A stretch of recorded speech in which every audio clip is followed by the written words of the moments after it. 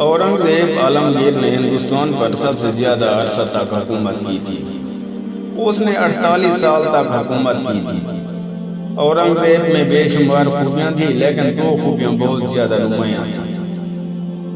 اس کی پہلی خوبی ایمانداری تھی۔ وہ اپنے ذاتی خراجات قرآن مجید کی کتابت کر کے اور ٹوپیاں سی کر پوری کرتا تھا۔ اور اس کی دوسری خوبی اس کی یادداشت تھی۔ وہ ہزاروں لوگوں کو ان کی شکل اور آواز سے پہچان جاتا تھا۔ ایک بار ایک بہروپے نے اورنگزیب سے شرط لگائی، جناب اگر میں آپ کو دھوکہ دینے میں کامیاب ہو جاؤں تو آپ مجھے کیا دیں گے؟ بادشاہ نے کہا جو تم چاہو مل جائے گا۔ وہ بہروپیہ چلا گیا۔ چند دن بعد وہ تاجر بن کر دربار میں داخل ہوا۔ بادشاہ نے اسے فوراً پہچان لیا۔ 2-3 سال بعد وہ سفیر بن کر دربار میں آیا۔ بادشاہ نے اس بار بھی اسے پہچان لیا۔ وہ دربار سے نکلا اور حیدرآباد دکن چلا گیا۔ ایک پہاڑ پر درویش بن کر بیٹھ گیا اور سارا دن ساری راتیں عبادت کرتا، اور تھوڑے ہی عرصے کے بعد وہ پورے علاقے میں درویش مشہور ہو گیا۔ شروع میں علاقے کے لوگ اس کے پاس آنے لگے، پھر حیدرآباد کے عمرہ بھی اس کے پاس پہنچ گئے، پھر دلی کے دربار کے وزراء وہاں آنے لگے۔ پھر ایک دن اورنگزیب عالمگیر اس کی کیا میں داخل ہو گیا۔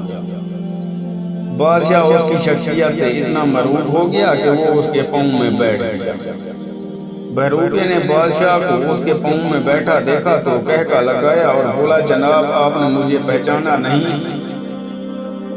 اورنگزیب بولا نہیں۔ بہروپیہ بولا جناب میں وہی بہروپیہ ہوں اور آپ شرط ہار چکے ہیں۔ بادشاہ نے اپنی ناکامی تسلیم کی اور اس سے کہا اب تم مانگو، کیا مانگتے ہو؟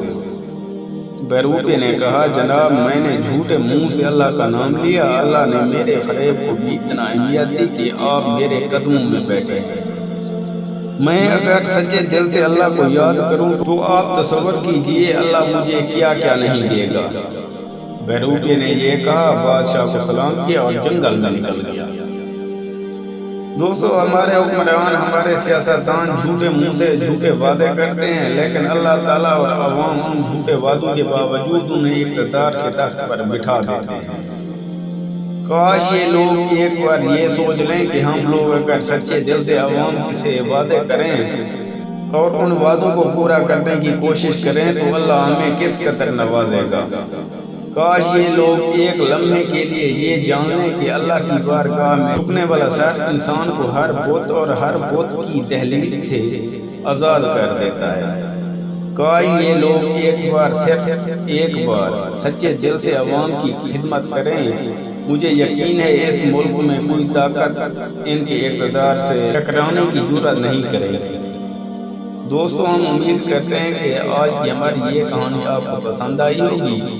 ویڈیو پسند آئی ہو تو ویڈیو کو لائک بھی کریں اور شیئر بھی کریں۔